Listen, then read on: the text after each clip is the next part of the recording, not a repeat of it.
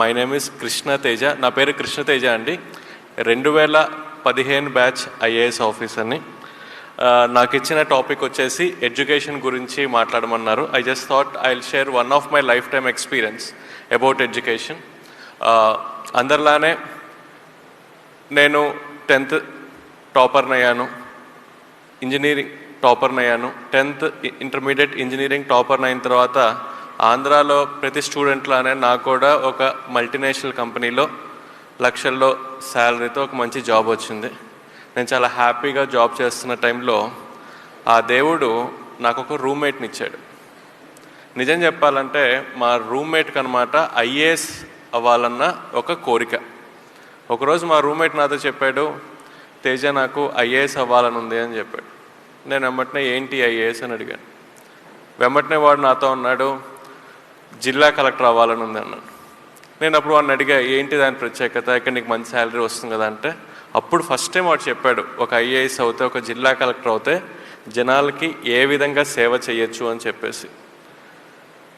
వాడు నిజం చెప్పాలంటే నన్ను మోటివేట్ చేసి వాడితో పాటు నన్ను కూడా తీసుకువెళ్ళి ఒక కోచింగ్ ఇన్స్టిట్యూట్లో ఐఏఎస్ చదవటం కోసం జాయిన్ చేశాడు.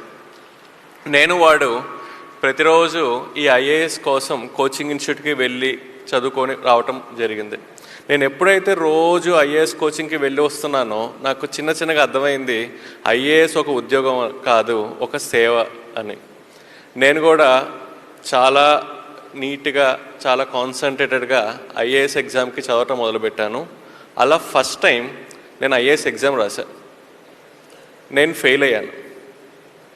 నేను ఫెయిల్ అయినప్పుడు నేను అనుకున్నాను, నాకు జాబ్ చేసే టైంలో బాగా చదువుకోవటానికి టైం దొరకపోవటం వల్ల నేను ఫెయిల్ అయ్యాను అనుకొని నేను జాబ్ రిజైన్ చేసి నెక్స్ట్ 1 year మొత్తం 24 గంటలు ఐఏఎస్ కోసమే ప్రిపేర్ అయ్యి సెకండ్ టైం నేను ఐఏఎస్ ఎగ్జామ్ రాశాను. సెకండ్ టైం నేను ఫెయిల్ అయ్యా. సెకండ్ టైం ఫెయిల్ అయినప్పుడు నేను అనుకున్నాను, నేను 10th టాపర్ని, ఇంటర్మీడియట్ టాపర్ని, ఇంజనీరింగ్ టాపర్ని, నేను ఎలా ఫెయిల్ అవుతాను, ఇది ఒక బ్యాడ్ లక్ అయ్యి ఉంటుందని చెప్పి ఇంకొక సంవత్సరం 24 గంటల ఐఏఎస్ కోసం చదివి ఇంకొక సంవత్సరం చదివిన తర్వాత 3వసారి ఐఏఎస్ ఎగ్జామ్ రాశా. 3వసారి కూడా నేను ఫెయిల్ అయ్యా. మీరందరూ అబ్జర్వ్ చేస్తే ఆ దేవుడు నాకు జీవితంలో 3 పెద్ద సక్సెస్లు ఇచ్చాడు. 10వ తరగతి పెద్ద సక్సెస్ అయింది, ఇంటర్మీడియట్ పెద్ద సక్సెస్, ఇంజనీరింగ్ పెద్ద సక్సెస్. వెంబటనే అదే దేవుడు నాకు జీవితంలో 3 ఫెయిల్యూర్స్ కూడా ఇచ్చాడు. ఐఏఎస్ 1వసారి ఫెయిల్ అయ్యాను, 2వసారి ఫెయిల్ అయ్యాను, 3వసారి ఫెయిల్ అయ్యాను. ఎంత తెలియగలవాడికైనా 3 సార్లు ఫెయిల్యూర్ వచ్చిన తర్వాత వాళ్ళలోని కాన్ఫిడెన్స్ లెవెల్స్ అంతా కిందకి వెళ్ళిపోతాయి, వాడి మోటివేషన్ లెవెల్స్ అంతా కిందకి వెళ్ళిపోతాయి. నాకు అసలు అర్థం కాలేదు, నేనేంటి, నాకేంటి 3 సార్లు ఫెయిల్యూర్ రావటం ఏంటి అని చెప్పేసి. దాదాపు 1 నెల నాలో నేను చెక్ చేసుకున్నాను, ఎందుకు నాకు ఈ ఫెయిల్యూర్ వస్తుంది అని చెప్పేసి. ఆ నెల రోజుల్లో నాలో నాకు ఒక తప్పు కూడా కనిపించలేదు. తర్వాత ఇంకొక నెల రోజులు నా ఫ్రెండ్స్ ఇంటికి వెళ్ళి ఫ్రెండ్స్ని అడిగాను అనమాట, అరే మీకు తెలుసు కదా నేను ఐఏఎస్ ప్రిపేర్ అవుతున్నాను, మీకు తెలుసా నేను ఎందుకు ఈ ఎగ్జామ్లో ఫెయిల్ అవుతున్నాను అని అడిగా. ఫ్రెండ్స్ అందరు నాతో ఉంటారు, తేజ నువ్వు తెలియగలవాడివి, నీకు బాగా గుర్తుంటాయి, నీకు కాన్సెప్చువల్ క్లారిటీ చాలా ఎక్కువ, మాకు అర్థం కావట్లేదురా నీకు ఎందుకు ఫెయిల్యూర్ వస్తుందో అని చెప్పారు. దాదాపు 1 నెల నాకు నేను పరిశీలించుకుంటే నాకు ఒక తప్పు కనిపించలేదు. ఇంకొక నెల నా స్నేహితులను అడిగినా నాకు ఒక తప్పు కనిపించలేదు. ఇంక నేను ఒక డెసిషన్కి వచ్చాను, ఐఏఎస్ నాకు రావటం కొంచెం కష్టమే అని చెప్పేసి. ఆ డెసిషన్కి వచ్చిన తర్వాత నేను ఒక ఐటీ కంపెనీకి జాబ్ కోసం అప్లై చేశాను. నాకున్న యూనివర్సిటీ క్రెడెన్షియల్స్కి నాకు వెంబటనే ఐటీ కంపెనీలో మంచి జాబ్ కూడా వచ్చింది. నాకు ఈ జాబ్ వచ్చిన విషయం నేను నా ఫ్రెండ్స్ అందరికీ ఫోన్ చేసి చెప్పానమాట, అరే ఇంకా నేను ఐఏఎస్ ఎగ్జామ్ రాయట్లేదు, ఐటీ జాబ్కి తిరిగి వెళ్ళిపోతున్నాను అని చెప్పేసి. నేను ఎప్పుడైతే ఈ విషయం నా ఫ్రెండ్స్కి చెప్పానో నా ఫ్రెండ్స్ నుంచి ఈ విషయం నా శత్రువులకు కూడా వెళ్ళింది, నా ఎనిమీస్కి కూడా తెలిసింది. నెక్స్ట్ డే మార్నింగ్ ఒక 6:30-7 ముగ్గురు నన్ను చూడటానికి నా రూమ్కి వచ్చారు. వాళ్ళు బెల్ కొట్టారు, నేను డోర్ ఓపెన్ చేశాను. నిజం చెప్పాలంటే వచ్చింది 3 శత్రువులు. వచ్చింది నన్ను పలకరించడానికి కాదు, నన్ను ఎక్కిరించడానికి అనమాట. సరే శత్రువులైనా సరే నా రూమ్ దాకా వచ్చారు కాబట్టి ఆ 3 లోపలికి రమ్మని చెప్పాను, కూర్చోమని చెప్పాను. అందులో ఫస్ట్ శత్రువు నాతో కూర్చున్న తర్వాత, తేజ నువ్వు చాలా మంచి పని చేసావు, నీకు ఐఏఎస్ రావటం కష్టమే, నీకు ఐటీ జాబ్ చాలా కరెక్ట్ అన్నాడు. నేను ఓకే అని చెప్పా. రెండో శత్రువు అన్నాడు, తేజ నీకు ఐఏఎస్ అసలు రాదు, నీకు ఐటీ జాబే కరెక్ట్ అన్నాడు. నేను సరే అన్నా. మూడో శత్రువు అన్నాడు, తేజ నీకు ఐటీ జాబ్ కరెక్ట్ అన్నాడు. నేను సరే అన్నా. ఆ ముగ్గురు శత్రువులు నాతో మాట్లాడిన తర్వాత నేను ఆ ముగ్గురితో చెప్పాను, నాకు తెలుసు నాకు ఐఏఎస్ రావటం కష్టమే అని. కాకపోతే నాకు అర్థం కానిది ఏంటంటే ఎందుకు నాకు ఐఏఎస్ రావటం కష్టం అని. అప్పుడు ఫస్ట్ శత్రువు నాతో చెప్పాడు, తేజ ఏం లేదు, ఐఏఎస్ ఎగ్జామ్లో 2000 మార్క్స్కి రిటర్న్ ఎగ్జామినేషన్, నీ హ్యాండ్ రైటింగ్ కొంచెం బాగోదు కదా, అందుకని నీకు తక్కువ మార్క్స్ వస్తున్నాయి, అందుకని నీకు ఐఏఎస్ రావట్లేదని చెప్పాడు. వాడు చెప్పింది నిజమే, నా హ్యాండ్ రైటింగ్ బాగోదు. కాకపోతే నాకు తెలియంది ఏంటంటే నా హ్యాండ్ రైటింగ్ కారణం వల్ల నాకు ఐఏఎస్ రావట్లేదన్న ఒక విషయం. రెండో శత్రువు నాతో చెప్పాడు, తేజ ఐఏఎస్ ఎగ్జామ్లో 2000 మార్క్స్కి రిటర్న్ ఎగ్జామ్ కదా, ఏదైనా క్వశ్చన్ ఇస్తే దానికి సమాధానం నువ్వు 1వ పాయింట్ 2వ పాయింట్ 3వ పాయింట్ అని పాయింట్ వైజ్ రాస్తావు, కానీ ఐఏఎస్లో మంచి మార్క్స్ రావాలంటే ఒక విషయం మంచి లాంగ్వేజ్లో కథలాగా రాస్తే ఎక్కువ మార్క్స్ వస్తాయి, నీకు అది తెలియదు అని చెప్పాడు. వాడు చెప్పింది కరెక్టే. నేను ఇంజనీరింగ్ స్టూడెంట్ని, ఏదైనా క్వశ్చన్ ఇస్తే 1వ పాయింట్ 2వ పాయింట్ 3వ పాయింట్ ఎట్లా రాయాలో నాకు తెలుసు, కానీ ఒక విషయం మంచి భాషలో ఒక ఆర్ట్స్ స్టూడెంట్ రాసే విధంగా రాయటం నేను ఎప్పుడు నేర్చుకోలేదు, నాకు తెలియదు. మూడో శత్రువు చెప్పాడు, తేజ నువ్వు ఏం మాట్లాడినా చాలా సూటిగా మాట్లాడతావు, కానీ ఇంటర్వ్యూలో చాలా డిప్లొమాటిక్గా మాట్లాడితేనే మంచి మార్క్స్ వస్తాయి, అది నీకు తెలియదు, అందుకని నీకు ఐఏఎస్ రావట్లేదని చెప్పాడు. అట్లా 3 శత్రువులు నాకు 3 కారణాలు చెప్పి వాళ్ళు తిరిగి వెళ్ళిపోయారు. ఆ క్షణంలో నాకు జీవితంలో ఒక సత్యం అర్థమైంది. ఏంటి అంటే మన జీవితంలో పాజిటివ్స్ ఏంటో తెలుసుకోవాలి అంటే మనం ఎవరిని అడగాలి? మన ఫ్రెండ్స్ని అడగాలి. అదే మన జీవితంలో నెగిటివ్స్ ఏంటో తెలుసుకోవాలంటే మనం అడగాల్సింది డైరెక్ట్గా వెళ్ళి మన శత్రువుల్ని. కారణం ఏంటి? మన శత్రువుల యొక్క పని ఏంటి? 24 గంటలు మనల్ని అబ్జర్వ్ చేస్తూ మనలో ఉన్న నెగిటివ్స్ ఐడెంటిఫై చేయటమే మన శత్రువుల పని. సో మనకన్నా మనలో ఉన్న నెగిటివ్స్ ఎవరికి తొందరగా తెలుస్తాయి? మన శత్రువులకి. నాకు నా శత్రువుల కారణం వల్ల చాలా క్లియర్గా అర్థమైంది నాకు ఐఏఎస్ రాంది 3 కారణాలు. హ్యాండ్ రైటింగ్, నేను సమాధానం ఎలా రాస్తున్నాను అనే విషయం మీద, నేను మాట్లాడే విషయం మీద. వెంబటనే నేను మా నాన్నగారికి ఫోన్ చేశాను, నాన్నగారు నాకు ఇంకొక సంవత్సరం కూడా కావాలి, నేను ఇంకోసారి కూడా ఐఏఎస్ రాద్దామని. వెంబటనే మా నాన్నగారు తిట్టారనమాట, ఇంకేంటి 3 సార్లు నువ్వు ఫెయిల్ అయ్యావు, ఇంకా నువ్వు రిస్క్ తీసుకోవద్దు, వెళ్ళి జాబ్లో జాయిన్ అవ్వు అని చెప్పి. తర్వాత మా అమ్మకి ఫోన్ చేశా, మా అమ్మ కూడా తిట్టింది. అప్పుడు నేను మా అక్కకి చేసి మా అక్కని అడిగా, అక్క అమ్మని నాన్నకి కన్విన్స్ చేసి నాకు 1 సంవత్సరం ఇప్పించు, దాని తర్వాత మీరేం చెప్తే అది చేస్తా అని చెప్పా. మా అక్క మా అమ్మ మా నాన్నని కన్విన్స్ చేసి నాకు ఇంకో సంవత్సరం నాకు ఇప్పించింది. అట్లా నా చేతికి 1 సంవత్సరం టైం వచ్చింది. 3 కారణాలు వచ్చాయి. ఫస్ట్ కారణం హ్యాండ్ రైటింగ్. నేను హ్యాండ్ రైటింగ్ కోసం వెతుకుతున్న సమయంలో ఒక రోడ్డు మీద ఒక ఇంటి ముందు ఒక బోర్డు ఉంది, ఇక్కడ హ్యాండ్ రైటింగ్ నేర్పబడును అని చెప్పి. నేను బండి తీసుకెళ్ళి అక్కడ ఆఫ్ చేసి బెల్ కొట్టాను. ఒక టీచర్ బయటకు వచ్చింది. నేను ఆ టీచర్ని అడిగాను, టీచర్ నాకు హ్యాండ్ రైటింగ్ నేర్పిస్తారా అని అడిగాను. వెంబటి నా టీచర్ అంది, ఇబ్బంది లేదండి, మీ అబ్బాయినో అమ్మాయినో తీసుకురండి, నేను నేర్పిస్తానంది. సో నేను అన్నాను, మా అబ్బాయికో అమ్మాయికో కాదండి, నాకు హ్యాండ్ రైటింగ్ నేర్చుకునే ఆమె షాక్ అయింది. ఇదేంటి 6 అడుగులుండి 25 వయసు ఉండి ఒకడు వచ్చి నేను హ్యాండ్ రైటింగ్ నేర్పించమంటున్నాడు అని చెప్పి. నేను ఆ టీచర్కి అర్థమయ్యే విధంగా చెప్పా, టీచర్ నేను ఇట్లా ఐఏఎస్ అవుదాం అనుకుంటున్నాను, నా హ్యాండ్ రైటింగ్ కొంచెం బాగోదు, so I want to improve my hand writing అని. ఆమె నాకు 1 నెల రోజులు హ్యాండ్ రైటింగ్ నేర్పించింది. తర్వాత సంవత్సరం ప్రతిరోజు 2 గంటలు నేను హ్యాండ్ రైటింగ్ మాత్రమే ప్రాక్టీస్ చేశాను. ఈరోజు నేను నా ఆఫీస్లో నేను ఏమైనా ఫైల్ మీద రాస్తే మా క్లర్క్ కానీ నాతో పనిచేసే వాళ్ళు కానీ అడుగుతారు, సార్ ఇది ప్రింట్అవుటా హ్యాండ్ రైటింగా అని చెప్పి. ఆ విధంగా నేను నా హ్యాండ్ రైటింగ్ని మార్చుకున్నాను. రెండోది, ఒక సమాధానం, ఒక ఆన్సర్ ఎలా రాయాలనే విషయం. ఆల్రెడీ ఐఏఎస్ వచ్చిన ఒక మేడం ఉంది, బాలలత మేడం అని చెప్పేసి. నేను ఆ మేడం ఇంటికి వెళ్ళి, మేడం నాకు ఒక క్వశ్చన్కి ఆన్సర్ ఎలా రాయాలో గైడ్ చేస్తారా అని అడిగాను. మేడం రేపు రా అంది. నేను రేపు వెళ్ళి మేడంని కలిసా. మళ్ళీ రేపు రా అంది. మళ్ళీ నెక్స్ట్ డే వెళ్ళి మేడంని కలిసా. అట్లా 1 వీక్ మేడం నెక్స్ట్ డే అంది. నేను మేడం చెప్పిన స్థలంలో మేడం చెప్పిన సమయానికి వెళ్ళి మేడంని కలిసా.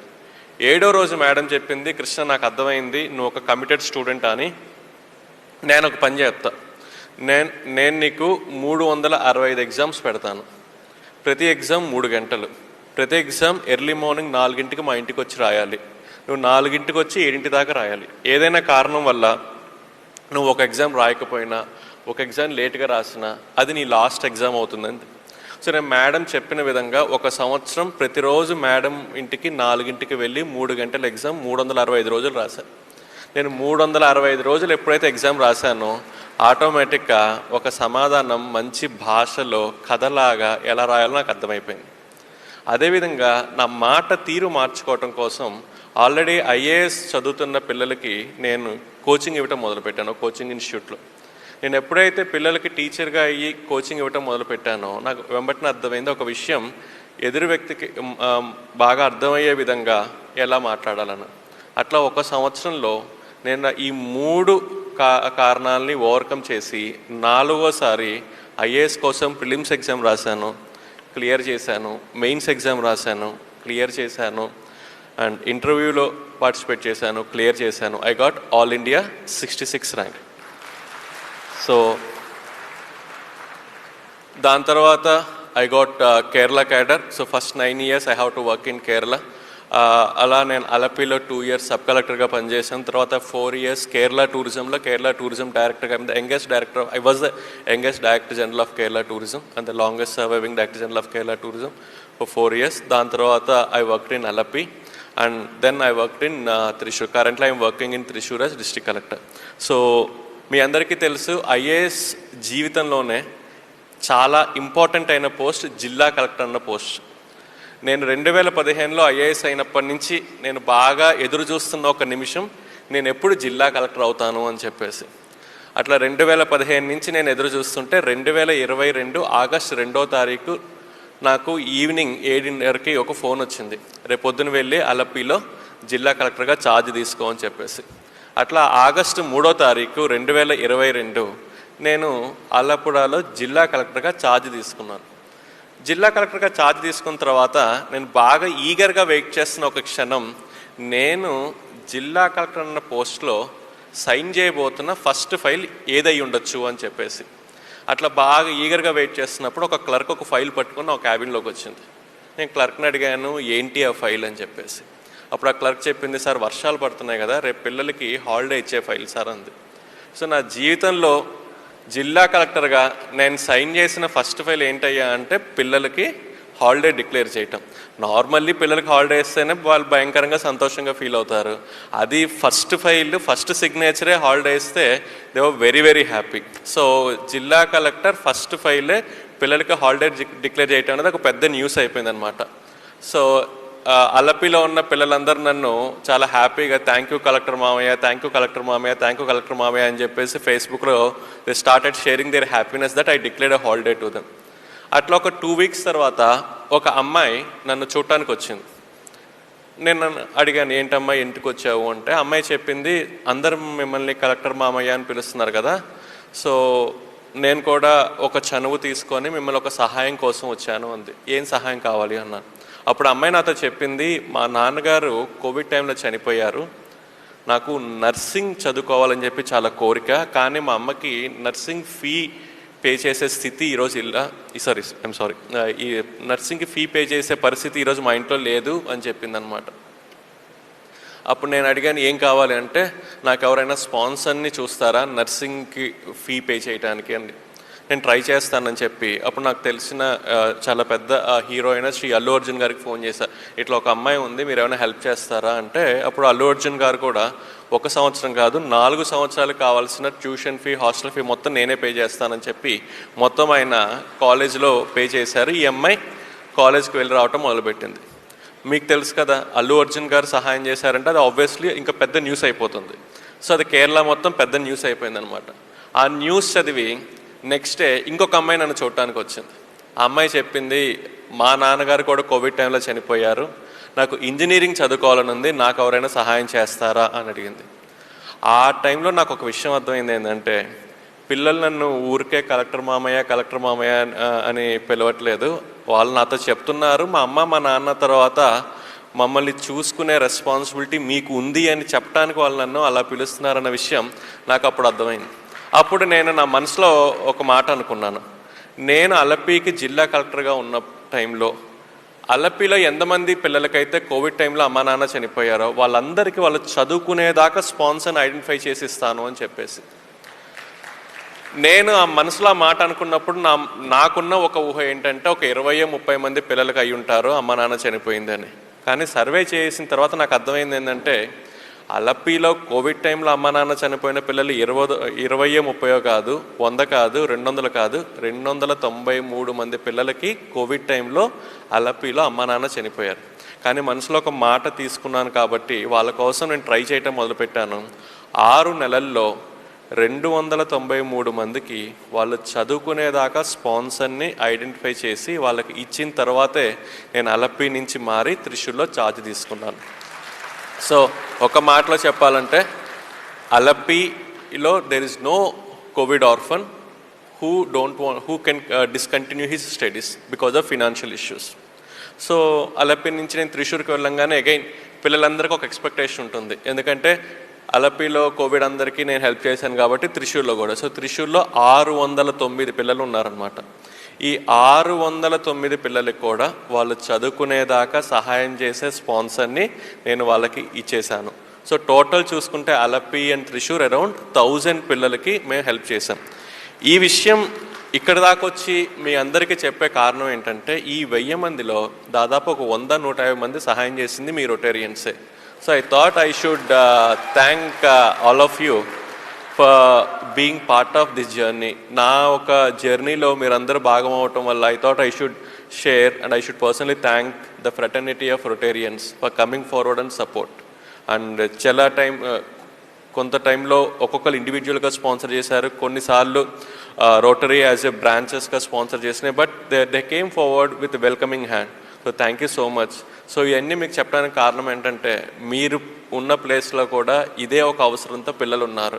అలపిలోనే కాదు పిల్లలకి అమ్మ నాన్న చనిపోయింది, త్రిశూర్లోనే కాదు పిల్లలకి కోవిడ్ టైంలో అమ్మ నాన్న చనిపోయింది, ఈవెన్ విజయవాడలో కూడా నాకు తెలిసి ఇదే ఒక పరిస్థితి ఉంటుంది, గుంటూరులో కూడా ఇదే పరిస్థితి ఉంటుంది, మీరున్న ఏరియాస్ కూడా ఇదే పరిస్థితి ఉంటుంది. So wherever it is possible try to support this children. There are this children, okay, covid కారణం వల్ల ఇబ్బంది పడుతున్న పిల్లలు ఉన్నారు. So they need your support. Looking forward and thank you so much for giving me this opportunity and hope